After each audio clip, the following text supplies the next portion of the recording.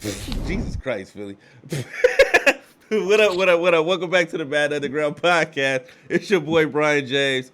Back with my guys, Philly Guy, B Guard, and Snipes. What's good, fellas? What's good, man? What's good, fellas? Excuse the language, that was Philly Guy looking. I don't know, Man, what were you doing?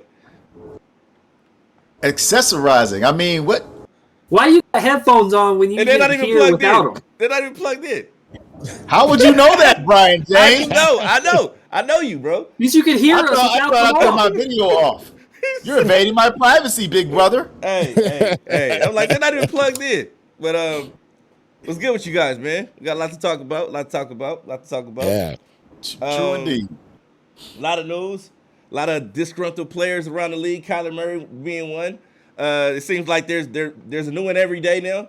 AJ Brown being another one, and then the latest, Deebo Samuels. So Deebo Samuels said he wanted to trade. How do you guys feel about that? All right, I guess I'll go first. I Yeah. mean, nobody wants to take that mantle.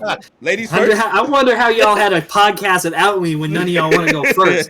Well, I mean, aren't you the Niner fan? Like, you can say what you No, want. I'm not. I'm not a Niners fan. You never had any pictures with Niner jerseys on in the stadiums and stuff like that? I mean, that's fair, but I'm not a Niners okay. fan. You're representing I the And you were appreciate in a them. Giants hat. It's a nice hat. I mean, what do you want me to say? But anyways, so I joked in another group chat like, "Damn, Debo wants a trade. Who's gonna chase down Jimmy G's picks now?" So, but this is kind of disastrous for the Niners. Like, he no longer wants to play for your organization. You have a young quarterback that's coming up in Trey Lance, and you need some people to throw to. Debo, I would dare say, is a top 5 at worst receiver right now in the league, based off what he did last year with the receiving and the rushing, which seems to be part of the issue that Debo's having with the Niners organization. Is he doesn't want to be a featured running back. Where I don't blame him, because the Niners are never going to pay him that little extra to be a featured back at points. Where, like, sure, if you're taking end arounds every now and then, I wouldn't see a problem with that. But when you're having him line up in the backfield in an I formation, I mean, that shortens your career. Yep. Like, it doesn't matter who you are. That shortens running back's career. He didn't come and sign up to be a running back. He came and signed up to be a wide receiver. And I just can't imagine why, like I guess they have the money to pay him. He just doesn't want to be in San Francisco anymore. And if I'm Green Bay, if I'm the Jets, I am pouncing on this opportunity to go get him, because who at 10 or possibly even number 4, Philly, would you take that's going to be better than Deebo Samuel? Or who, for any Green Bay fans, who in those late rounds are you going to take that's going to be as good or better than Deebo Samuel? I think you just have to pounce at that opportunity. Well, I'm glad you mentioned the New York Jets, because we were talking off camera about evaluating talent on a team. And the thing about the New York Jets is that they've stockpiled a lot of first-round picks. And this is the second year where they have 2 first-round picks. And there's been a lot of talk in New York about moving back and in the first round so you can get another second-round pick. And personally, I like that. But here's the thing about Deebo in New York. I don't think that the Jets need to consider it, not because of his talent, because Deebo's talented. He's one of my favorite players in the league. He can do it all. He reminds me of what Percy Harvin was, except for this is a different type of league right now. It's just, I feel that their teams, like you mentioned, the Green Bay Packers, okay, that are in some type of championship contention, that clearly need a weapon like that, and clearly need to move draft picks for players that can help them now as opposed to players that can help them down the road, because they're not in a rebuild mode yet. And I think that, it's better for him to go to those type of teams. I just don't feel like the Jets should do it. The Niners clearly don't have any first round picks because they made all those trades to get Trey Lance. So they definitely need to to pull the trigger on this. And I think the timing is perfect. I mean, I think he has a valid argument, and I think that they need to see, hey, we can trade him right now. We can get a couple of picks, maybe first round pick or something to that effect, and we can get right back on track with rebuilding this team. Because the timing. I mean, it's a week before the draft, so you couldn't have it any better. He didn't wait until OTAs or anything else like that. He put it out there, pull the trigger, get some picks, everybody wins. I'm gonna keep it short and sweet because the basic is a real simple question. It's just asking B. James asked us, what do we think about the whole situation with him wanting to trade? My thing is, the second I heard about it, I said, go get that money, man. I ain't even mad at you on it. Go get that bread. You deserve it. You've shown everybody in the league what you can do in multiple facets of your game. You've shown everybody what you could do. You are well worth it. There's no doubt about it. Go get that paper. Now, what I'll say is this, though. Green Bay, I agree with 100%. I think Green Bay should go all in. I mean, look, Aaron Rodgers he's great, but he ain't getting no younger. Okay? He ain't getting no younger. He's great, but he's not getting any younger. He needs other weapons. I would say go get him. As far as the Jets are concerned, obviously, I think, the Jets are, they're up and coming. You know what I mean? They got some good pieces there and everything right now. They're like you said, Philly, they're stockpiling draft picks, everything else. The only reason I don't think it's going to happen with the Jets is because if they could get a solid receiver and not have to worry about paying that man for 4 years, then they're probably going to do that instead. Mm-hmm. You know what I mean? Because they're going to have to pay Debo ASAP Rocky. Ain't that crazy? I mentioned him when some things happened to him. But nonetheless, that's my basic take on it. You know what I'm saying? I don't think the Jets will do it because if they want a solid receiver, they could get one, in the draft. And when they get that receiver, they're going to have to pay him a little something, yes. But I don't think they're going to have to pay him Debo money right away. You know what I'm saying? He's going to have to earn his keep. You know what I mean? A team has to be ready to pay Debo that bread. And because he is what, to me personally, and I might sound outrageous here. He's a top 5 receiver in the league, guaranteed, right? Mm-hmm. But he's so versatile with everything that he does. That man is worth more than $100 million. That's my opinion. I'm sorry. He's worth more than $100 million. He's so versatile across the board. And he's relentless with that football. You know what I'm saying? Being a running back, wide receiver, whatever it may be, he does not need to be paid like a running back. Whoever decides to get him, don't pay him like a running back. Don't disrespect that man like that. I like Debo Samuel. I like him a lot. You know what I'm saying? Don't pay that man like no damn running back. Don't do that. That's not even right. You know what I'm saying? He don't even and I believe B-Guard, you said that he already came out and said he doesn't want to be a running back, right? No, he doesn't want to be used as a featured back, right. Because they are not going to give him the extra money for doing that. Exactly. No team is going to do that, and I think that's what he realizes. And what was it? I know you were looking at his stats earlier, B-Guard. What was his yards per carry? Give me 1 second. I have it pulled up right here. Yards per attempt. 6.2. Okay, and that's actually pretty darn good. That's damn good. That's now go to who was the leading running back, the coach running back. What was his yards per attempt this year? Jonathan Taylor. Let's look him up. Looking him up right now.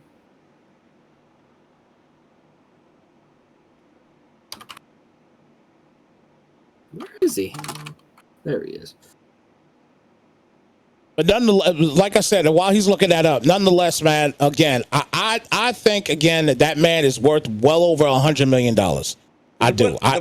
The point I'm alluding to is the fact that if he this shows how potent he is when he has the ball in his hand. Mm-hmm. Jonathan Taylor averaged 5.5 yards per attempt. Okay, so he had a higher average, although Jonathan Taylor had more carries, I'm sure. But It's just the potential of him getting the ball and the things he can do with the ball in his hand, no matter how you put it in his hands. You know what I mean? So if you said he was a top 10 receiver in the league, right? If you're gonna pay, I think at worst, yes. yeah.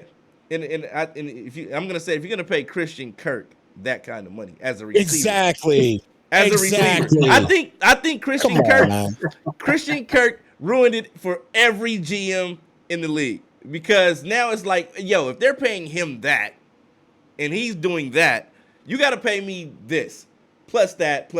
Right. Because, and then my thing is if he's been more productive as a receiver than Christian Kirk. So you got to pay him receiver money, that Christian Kirk receiver money at worst, I should say. Then if you're gonna use him as a running back, you still have to pay him as a running back too. You got to. Let me ask you all this: would you give him Tyreek Hill money? Yeah. Nope. I would. I don't think I would. I don't think I would.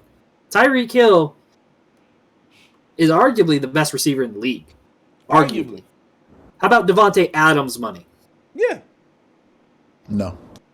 He was the most valuable player on his team. How about Stephon Diggs? I think he's the third highest paid player.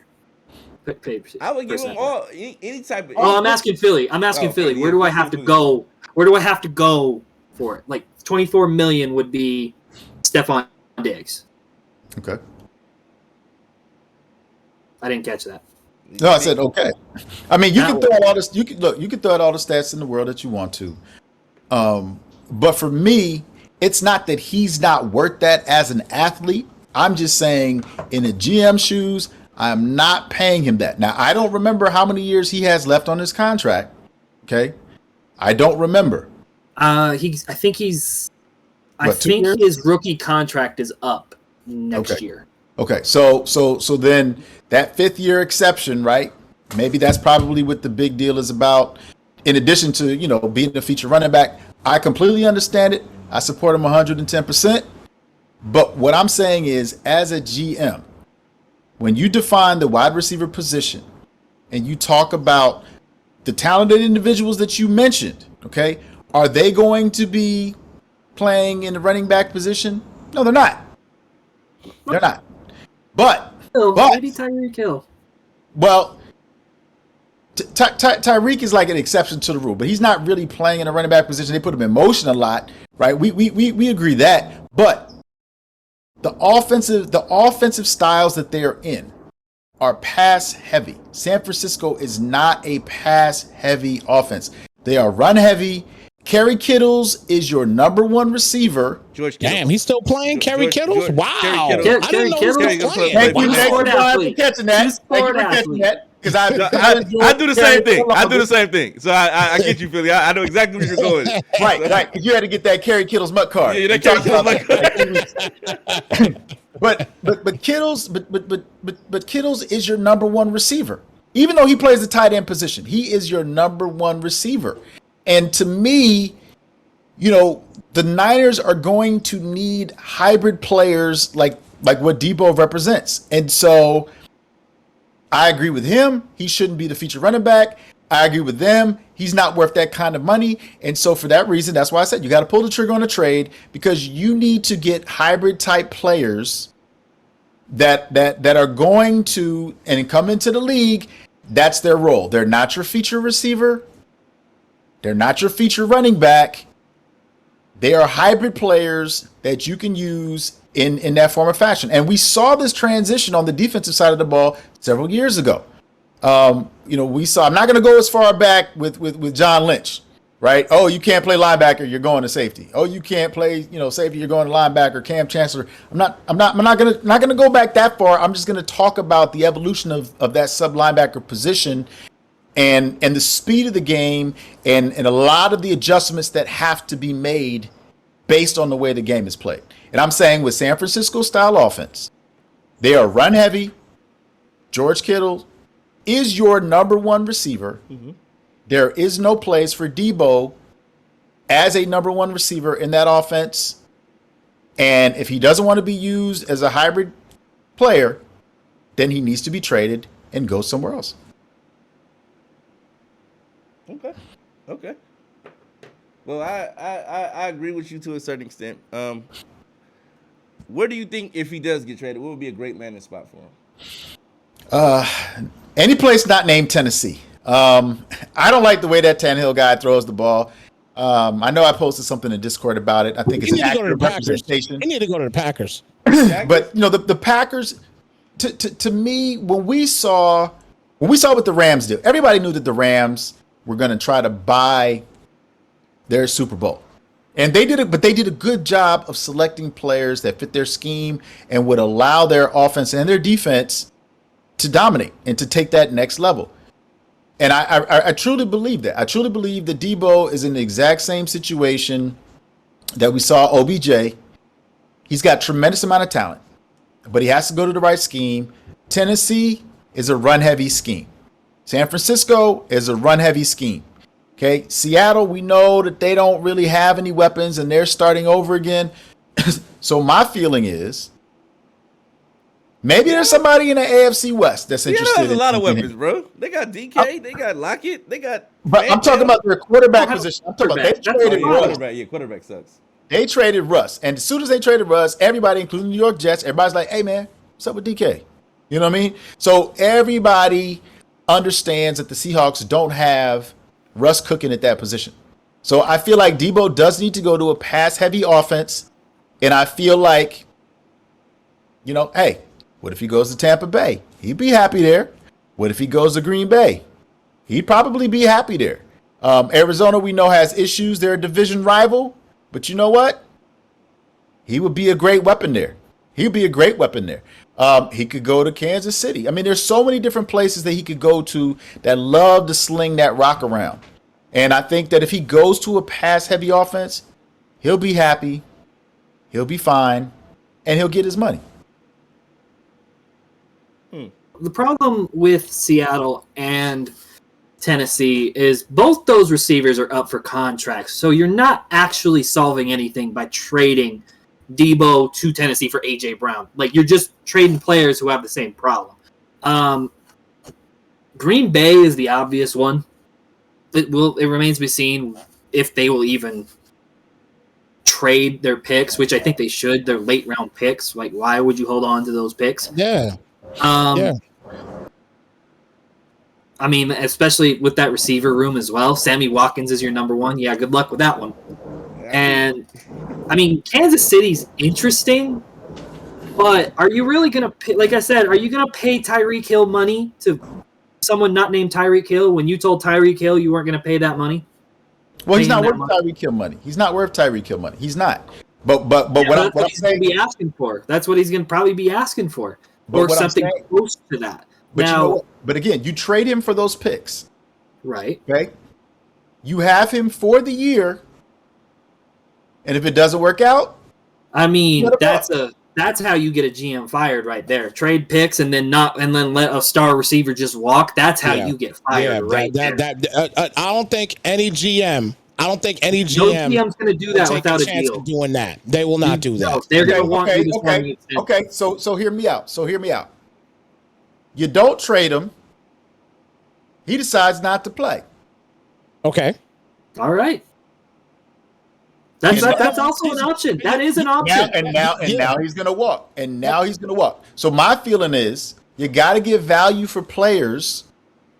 Otherwise, if you're not using them and they refuse to play for you, what's the point? I think what you would end up having to do if you make any moves for this man, you got to make sure a couple things. Number one, you got to make sure that this guy is going to be a guy like you guys have been, suggesting throughout this whole time, and it makes a total amount of sense. You have to make sure he's going to fit your scheme. That's number one. Okay. Number two, you got to also make sure that this man is going to be willing to re-sign with you. You know what I'm saying? And listen, can they change their mind? Absolutely, they can. You know what I'm saying? But if you think that this is going to be some type of head case that's going to give you issues, like now he's giving San Fran, because I'm going to be honest with you, although I want him to get his money, this ain't a good look when he's just coming off his rookie contract. So it's not a good look right now for this. I think but a y'all lot of play well. You players- don't think but y'all a lot played of that contract? players, but a lot of players don't want to go into that 5th-year option. They want to get the Right, and it extension makes before sense. the 5th-year option. Right. That's like that's a huge crux with Kyler Murray right now. Yeah. Like, Yeah. he wants to pay. He doesn't want that 5th-year extension because usually when they do that 5th-year extension, it's usually telling the player we need to see more. Exactly. And players want to get paid right then and there because you don't Right. know what's going to happen Right. in that 5th year, like Right. blowing out your knee, Exactly. or in a quarterback's things, Right. throwing their shoulder out. Right. Like, right. And it's players hate that 5th-year option. I promise you. And in a situation with Samuel, you could see he's a guy that, you know, at least a quarterback, they have people that are protecting them. Those wide receivers don't have anybody protecting them. Those running backs don't have anybody really protecting them. So I get it. I totally understand that. But if you're going to get this guy, you got to make sure that he is going to be ready to re-sign with you and do something for your organization for years to come. If you're going to be giving up crazy draft picks, you know what I'm saying? You got to look at it like this, Snipes. Todd Gurley was a great back for a couple of years. Yeah. Todd Gurley's no longer in the NFL. Mm-hmm. That's simply put. That's the simple. That's paid. the easiest way to look at it. Is that there are guys that you're a good back for a couple of years, and if you want this man to play running back, you want him to take on additional roles outside of his. You got to pay him. Pay the man. That's simple as that. Todd Gurley was in the NFL for 6 years. 6 years. That's it. Yep. 6-year career. That's it. And then it was over. And he was one of the best running backs in the league when he was at his prime. When he was his best, he was one of the best. And it was to think about it now, it's like, to think about it, he only had 4 good years. He had that 1 year in Atlanta. And he had that one the year before that where he was kind of hurt every year. But his first 4 years were the years. The only years. Yep. And even at Super Bowl, we were asking what is going on with him, because we were confused as to who was it? Was it CJ Anderson who was getting the carries? Yeah, but he had bone on bone with his knee, and that's like once that happens, you're done. You're done. Yeah, you're done. That's like basketball player Brandon Roy. That happened with him. Bone on bone on your knee, you're finished. Yep. You're finished. You're done. He barely can walk. When it rains, he's hurting when it rains. So that kind of thing. But we're gonna have to move on from this topic. Yep. We've been talking about this one for about 30 minutes. So Debo, we hope he lands on his feet wherever he lands, and continues to bully the NFL like he's been doing. But we got other news, and in Mutt, they made the escape artist 15 AP. I don't know if you guys I don't know if you guys are familiar with the Mutt situation. B-Guard plays a lot of Mutt, but that's a huge deal. That probably should have been done earlier in the year. In my opinion, listen. In my opinion, if you gotta make it that much, just take it out. Take it out. You're admitting to everybody how overpowered it is. Yeah. Okay, but here's my question with that. Why now? You've got a beta that's going to be coming out. You've already done your championships and tournaments. Why now? They're trying to milk. Now that's like a CFM franchise update right now. Like why? Here, yeah, exactly. Yeah. No, I agree. Why? I agree. But they trying to milk every last day. No, because Every you got to think about game. it. We got the draft next week. They got all those draft cards coming out. Yep. And they gotta push, man. It's business as usual. You gotta keep on. They're gonna keep on making the necessary updates to Mutt because that's the breadwinner, and that's business. That's how business works. What the one that's bringing you the most money, you gotta cater to. You gotta cater to that part of the game. So you can't knock them for it because at the end of the day, the objective is to make money in any business. So I get that. But with that being said, I know a lot of people were saying that escape artists should have been banned all year long, which I can probably agree with. There's a couple of things that should have been banned all year long. But this update, I felt it was necessary, I guess, because a lot of players are still playing Mutt. I think that, like you said, Philly, they probably should put some of that energy into franchise earlier in the year. Like just a little bit more energy in the franchise. But it's not the breadwinner at the moment. And No, I could possibly, in my opinion, franchise players. I get you guys. You guys want this in the game and that in the game. But at the end of the day, MLB, they took out online franchise. Their breadwinner is, what is it? The Diamond Diamond Dynasty. Diamond Dynasty. Dynasty. Hey, be careful what you ask for, because at the end of the day, they can say you complain so much. You be like, you know what? It's not even worth the hassle. Let's just take it out. And then what? Then what are you gonna do? you know what? It is. Look, it is what it is. Everybody knows microtransactions are the wave of the future. But here's what I'm saying. Here's what I'm saying about MUT. Okay. If you're going to be releasing new MUT cards when the draft comes out, and different holiday seasons and everything else like that, then you need to keep that in mind. So let's say, for example, it's Halloween. Okay, you drop MUT cards, let's say, that are run heavy MUT cards.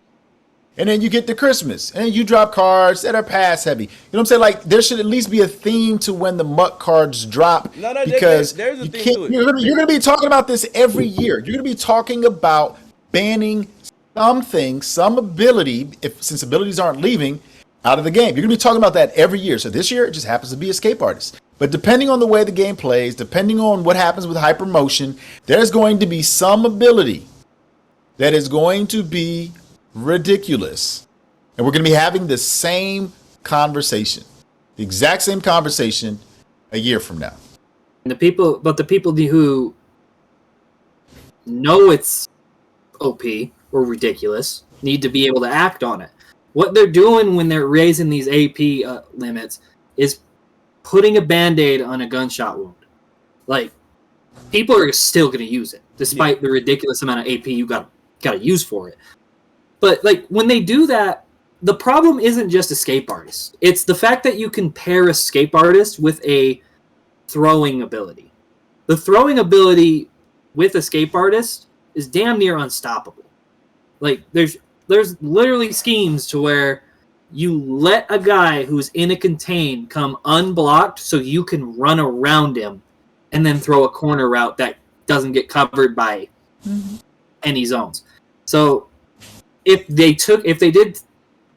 did, however, put the AP to the point where you can't have a throwing ability with it, then problem solved. Like, okay, go ahead and run all over you want. Like, now I know when you have to make a throw, you're going to float that thing, and my DB is going to be able to make a play on it. Where when you have the throwing ability, it's not going, like, there's just nothing you're going to be able to do. That was really the only point that I was going to make with it, because I'm not a MUT player. I don't know a lot about MUT or whatever, but just make it to where you can only put one ability. I was so BR. Thank you for doing that. I appreciate you. but great minds think alike, though. Nonetheless, I mean that's what it is. You know what I'm saying? Like, just make it to where you can only use one ability. That's it.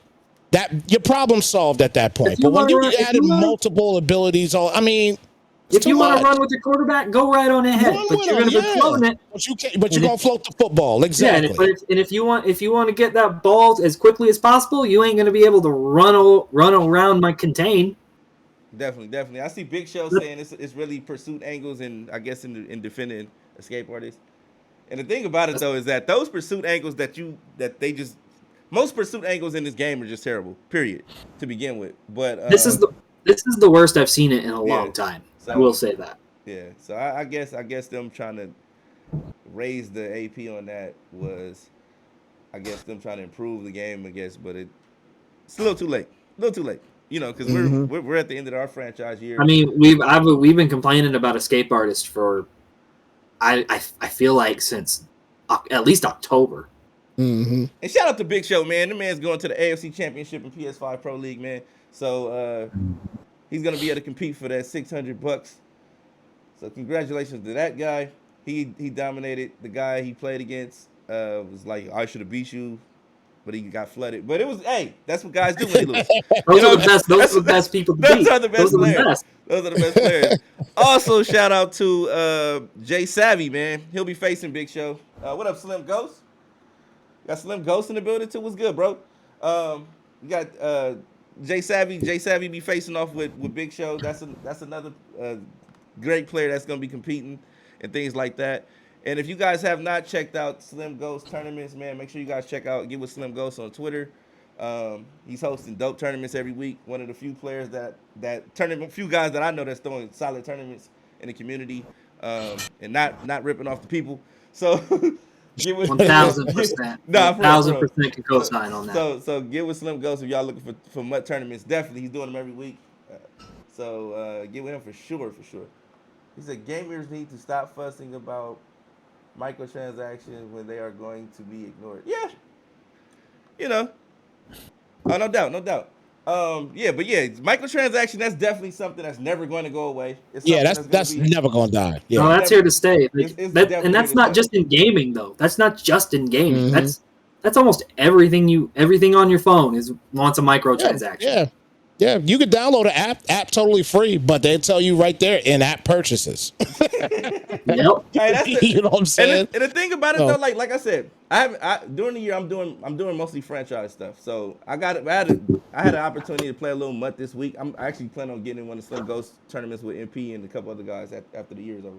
But what's up, Unfazed? But yeah, we also plan on hosting a few different type of events as well.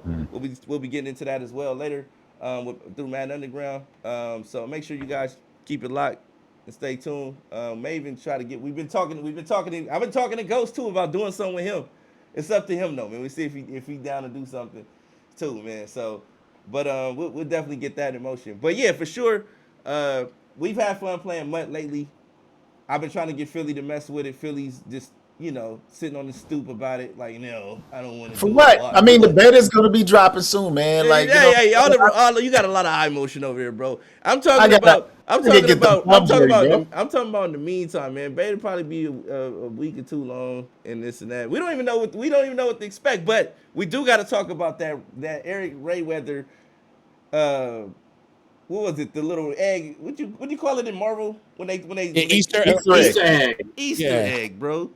Speaking. Come on, dude. Easter was Sunday. Yeah, but we gonna talk about that a little bit right now. Get into that right now. So let's talk about that. Be on all the platforms as possible because 2K is probably going to be on all these platforms as well. So I think that is very much the motivation for EA wanting to go to the Switch. We're also hearing that finally crossplay is going to be a thing. Okay, so this is what he said. Finally, they're talking about crossplay. Is very much the motivation for EA wanting to go to the Switch. We're also hearing that finally crossplay is going to be a thing. We've been hearing this for 2 years, but when you look at their other games and even some of their sports games, they're all going to crossplay for EA. Madden looks like it's going to also be going crossplay as well, where PS4 and PS5 players can play against Xbox One and Xbox Series X players, and maybe even PC players will be able to play as well. Now, if you want to find... All right, so with that being said, how do you guys feel about the crossplay situation? We've been talking about this for months, actually a year or two. Years. Right. Now I believe I want crossplay right now, bro. I want it right now. Give it to me now. You know what I mean? Like, I want it right now. I know Snipe's been talking about it. You guys been talking about it. I know it'll make throwing tournaments with Slim Ghost. It'll make that easier. You can just get everybody in one little tournament and just boom, make it happen. It just makes everything easier for everybody. I think the biggest thing with crossplay, man, it's just gonna separate the men from the boys. I think that's really all it is, man. The competitiveness will just be so crazy because now you got all consoles, one shot. You know what I'm saying? I think that's the biggest thing with crossplay, man. That'll make our leagues here 100 times better. You know what I'm saying? Because you don't got to worry about, doing Xbox, doing PlayStation. You know what I'm saying? Yeah. And who knows? You might have to do Switch. I ain't doing Switch, bro. I ain't doing Switch. Definitely not doing Switch. Switch is glitchy. Switch is glitchy. Oh yeah, it is glitchy. Oh, it is glitchy. I'm not doing Switch, bro. Definitely glitchy. Mark my words. Switch is glitchy. But, we have the competitive side of it. That's great. We're all looking forward to it. But also, I think as a community, everybody's going to pretty much be on the same page because it's going to be easy to say, this is how the game plays. I say, well, on PS5 it plays smoother. On Xbox it does this. That's neither here nor there, right? This is the game that we're able to compete and play against each other. I'm still concerned about the PC gamers going in there, modding stuff. And, I don't think they're gonna mix console with PC though. All right. Look. I'm just saying. To me, they always seem like they have an unfair advantage, and I feel like, look, it should be for gaming consoles. I feel like PC should be separated because it's just two different worlds. That's just me, not just for Madden. But I do feel like crossplay, even though Madden gets FIFA's hand-me-downs, I do feel like crossplay is beyond long overdue. It's not even a conversation for other successful video games. It's not even on the table. It's not even on the table of discussion. They're talking about other stuff, and we are hoping and praying for crossplay. He said Madden on Switch would be too weak.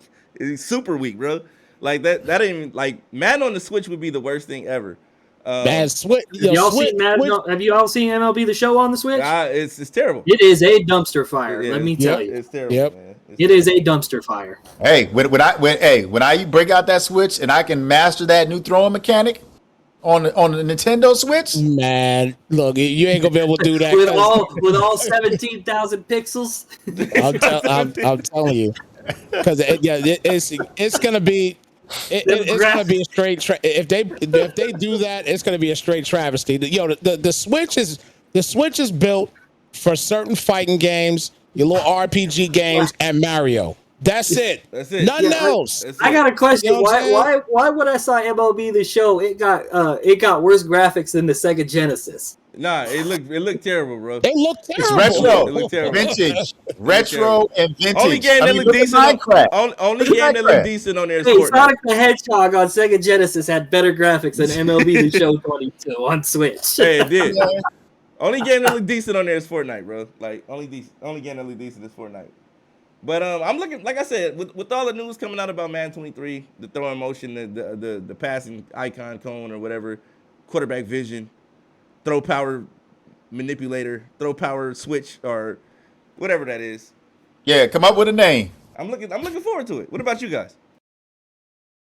Oh, I mean, we gotta get it and play it.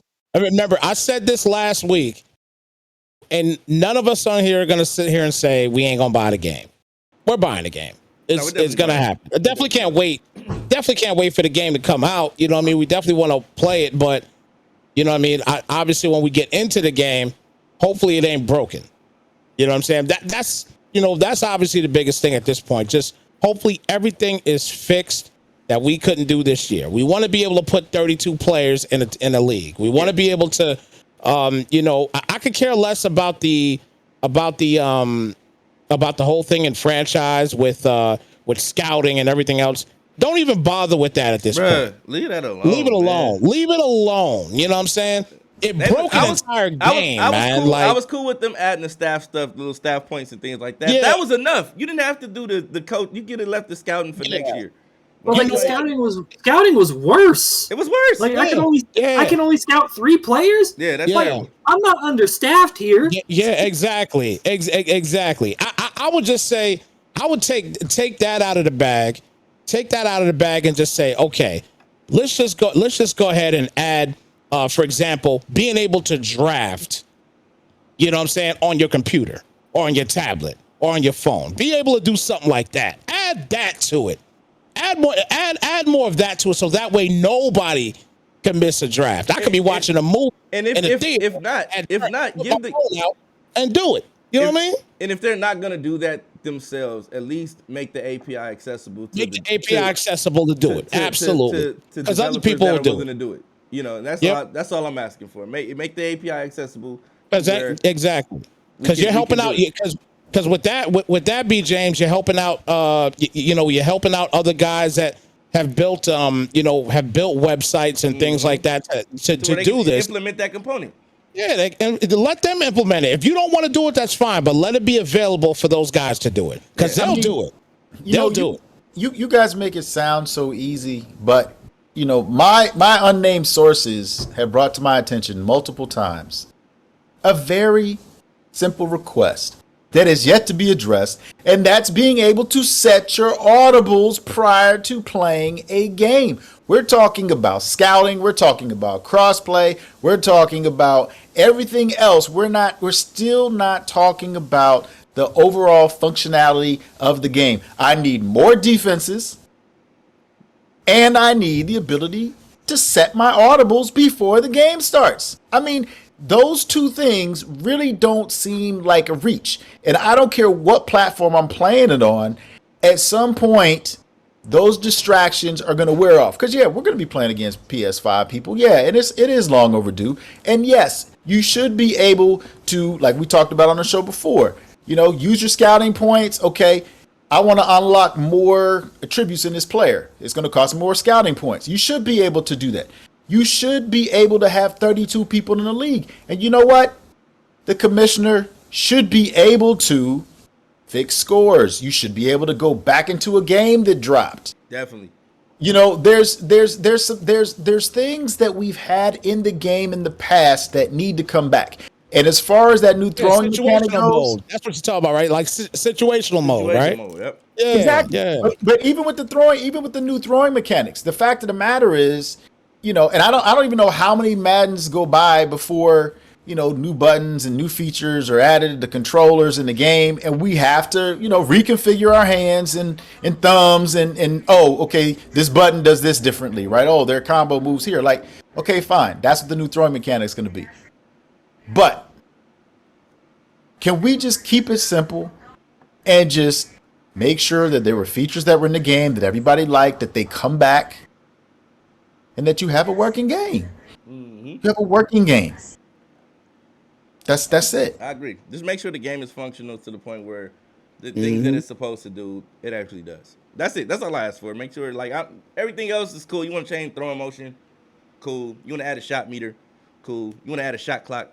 Cool. But what I'm saying is, if the game doesn't work, if it doesn't meet the basic functionality that it was anticipated or that's been advertised, then I don't know. You're setting yourself up for a class action suit. Well, yeah. Eventually. Hey, look. If I'm playing somebody on the Twitch, if somebody's playing a league game on the Twitch and that game drops, you know what I'm saying? I want my XP. Maybe I had a breakout game or something like that. Like, you have to be able to get people from point A to point B, and the commissioner tools goes a long way with that. At the end of the day, EA, they're doing what they're supposed to do, or trying to do what they're supposed, allegedly trying to do what they're supposed to do. But us as consumers, we have needs, we have things that we want, we have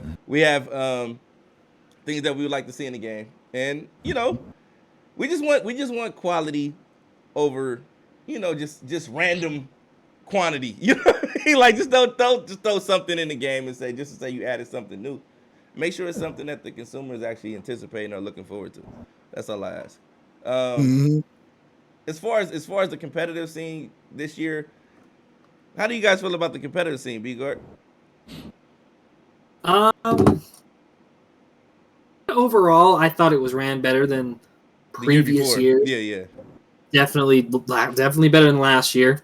I'm kind of on the fence about how they do qualifying. I feel that qualifying, when you're doing like 2 weekends of qualifying, that's a lot of time to be putting into Madden and tournament. And like, I don't know about you guys, but I'm not at that point in my life where I'm just going to be like, you know what? I'm just going to stay in the house for 2 weeks, and I am just going to play Madden at a really high competitive level with all that stress, and I got to make sure that I'm top whatever. It's just, I feel like if you're going to do that, have it be 1 weekend and then have the tournament the next, and then have the tournament the next, and then have your live event at some other point. Like, it's a little too time consuming, I will say. And then with Battlefly, I'm not really a big fan of them because they're kind of a third party and they don't know all the rules most of the time because it's just some person who just got that on their shift. So, and I kind of don't like the third party aspect, but I will say it was ran a lot better this year than in previous years. Yeah. Yeah, I actually enjoyed it this year. I like the fact that you kind of knew what you were getting into. You weren't flying in blind. We're doing this mode, we're doing that mode, we're doing this mode, and you don't know what updates are coming for those particular modes prior to playing it again. So I actually liked it. That it was just your best cards versus everybody else's best cards. Just go with it. Big bank, take little bank. So yeah, if you're gonna tell everybody it's gonna be Mutt for the year, okay, now you know. Yeah. Yep. Yeah. But the problem is when you start off with Mutt, and then you go to Regs, then you go to Draft Champs, then you end with Mutt. The inherent problem with that is probably you're gonna maybe invest a little bit for the first Mutt tournament. Yeah. And then you're like, oh, now I don't have to pay for the rest of these ones. Yeah. Oh, but the one at the end, you got to pay. Yeah. And now you might be so far behind that now it doesn't make sense for you to even try to qualify. I thought the most scandalous thing was this year was the auction house crashing the day before the tournament. That was the most so they made you buy packs. Like you had to buy those packs. You couldn't use the auction house. That was ridiculous. After that I was like, there's no way. Yeah. No, we're not doing it. I didn't play any more after that. That was my thing with I thought it was ran pretty decent this year as well too. I think my biggest gripe was Madden drop weekend to tournament. I think you need to give people a little bit of time. But you know why? But you know why? I know, I get it. I understand. But you had to buy that. You bought the big copy of Madden. Yeah. Then you went in and you bought additional packs because you wanted to get ready for that tournament. And everybody feels they have a chance. But then even with situations like that, okay, so look at that situation that just recently happened with this release of this Madden. There were people out there that bought those big copies and had issues with getting their players. Yeah, that too. That's what I'm saying. So you doing stuff like this, you're gonna have a tournament the same freaking weekend. Why don't you give yourself some time and say, okay, we won't do it immediately this weekend. We'll do it next weekend. Give yourself some time. That way, if there's any issues with the actual people that went and spent $110, $120 on a copy of Madden to get all these extras for Mutt, fix it for them. Then have your tournaments. But you got guys I've seen that was on Twitter that were complaining like crazy because they couldn't use any of their stuff because they had issues in receiving them. Then they had to contact EA for this, contact EA for that, and goodness even knows that's a full-time job on its own, contacting EA. Like y'all remember how harsh I was with them at that time? That was I felt it's one thing if something happens with your tournament. Yeah. When stuff like that happens and it looks like now we got to buy packs to get ready for this tournament. Right. That looks bad. Yeah. That looks really bad. Mm-hmm. Mm-hmm. Well, you know what? You could say it looks bad, but I'm pretty sure when we did that show, one of the things we talked about was watch how they're going to drop new cards the day before the turn. We talked about it, right? So it's predictable. They did that, but they do that every Saturday, though. They do that every single Saturday. It wasn't just the tournament. No. Given, that's a given. But what I'm saying is that, right? The situation dictates how on a higher level, right? It's one thing if you're doing it and it's not a tournament this weekend, but if there is a tournament this weekend, right? That's a whole different matter. That's what made it look bad. I'm not trying to show my age here. I'm not, because I understand they got to make their money. But one of the things I enjoyed about playing back in the day was everybody knew when tournament season was.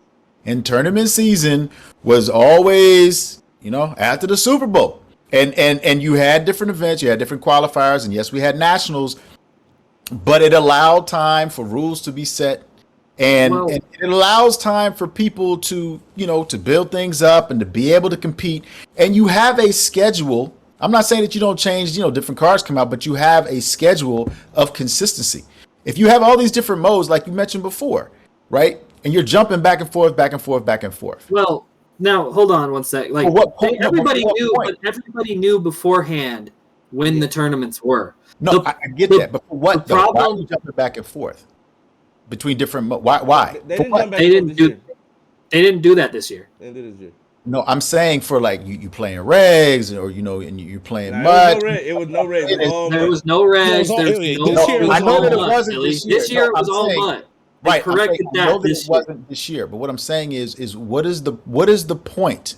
What is the point of coming up with a schedule? What is the point of jumping back and forth? You're trying to establish who's the best, right? You're trying to set things up in advance. Because- You can because release your you're- cards and people Because can you're load trying up. to feature all these different game modes. That's literally what the problem was. Mm. Like you wanted people to play draft champs. You want people to play regs, salary cap before they completely just killed that mode. Yeah.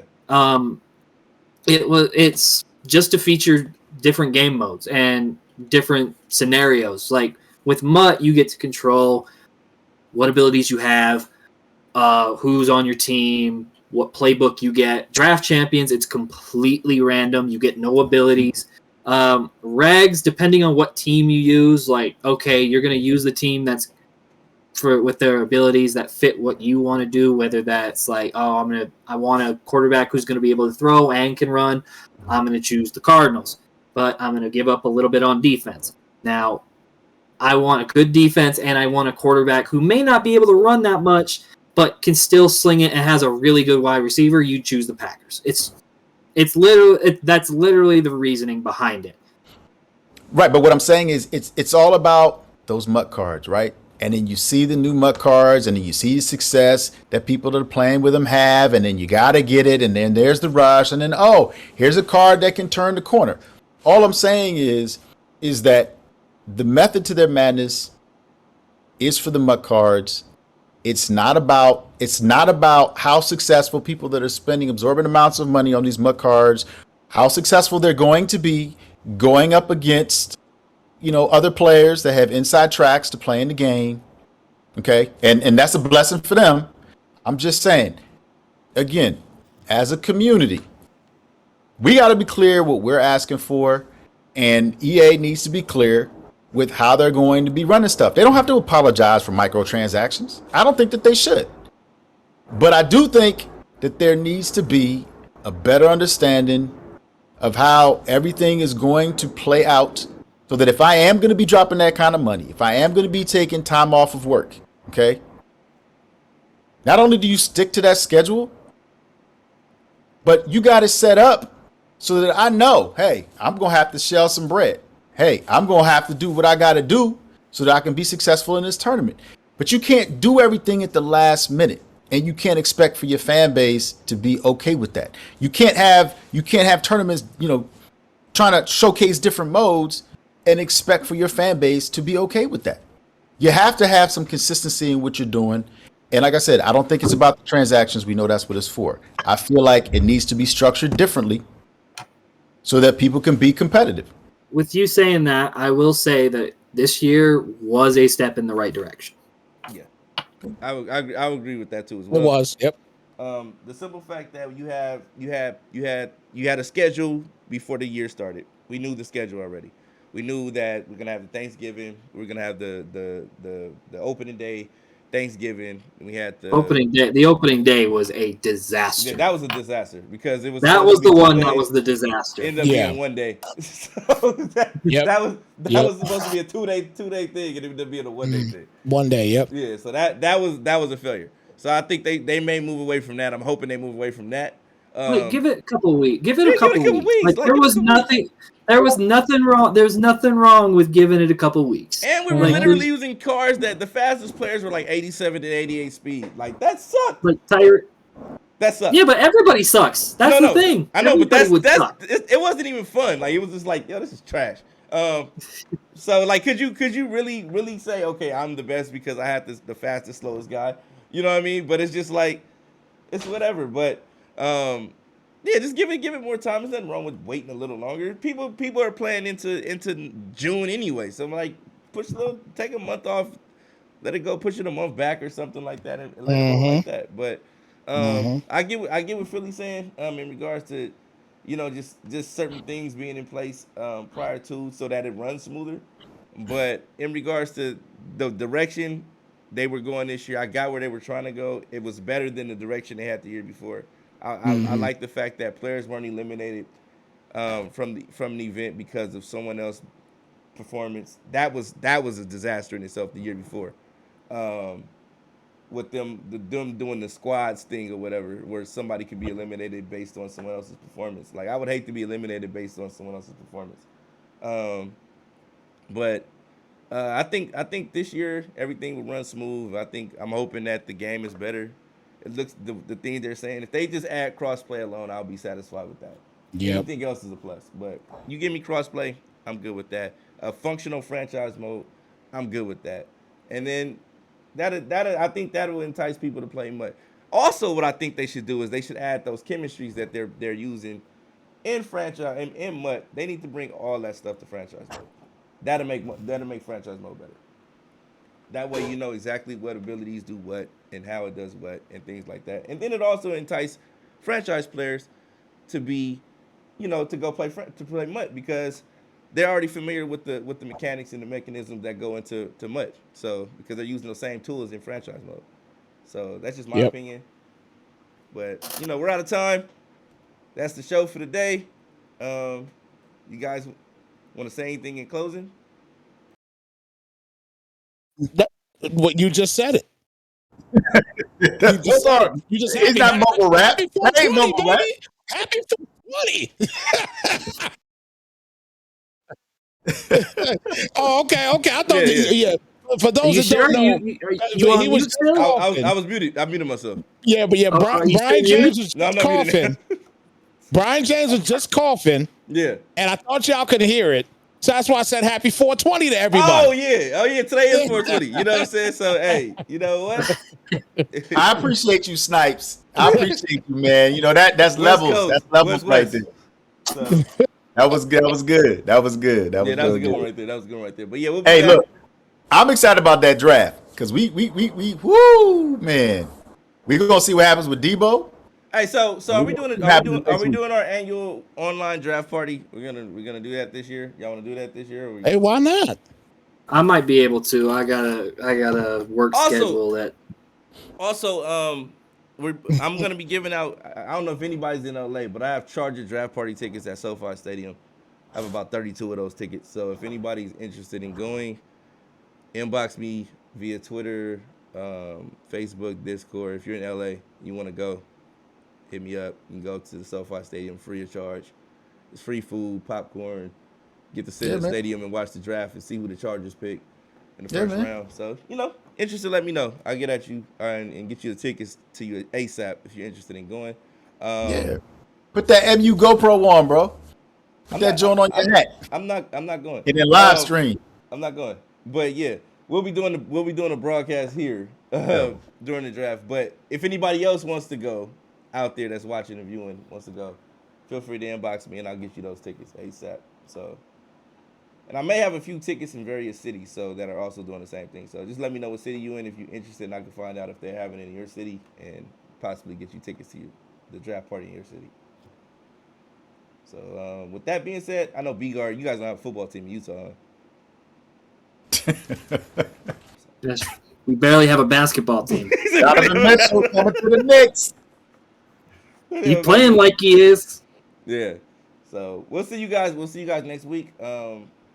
Next Wednesday. That's the day before the draft. So we'll be talking about the draft prior to, and then we'll actually be here for the first round of the draft on Thursday. So we'll see you then.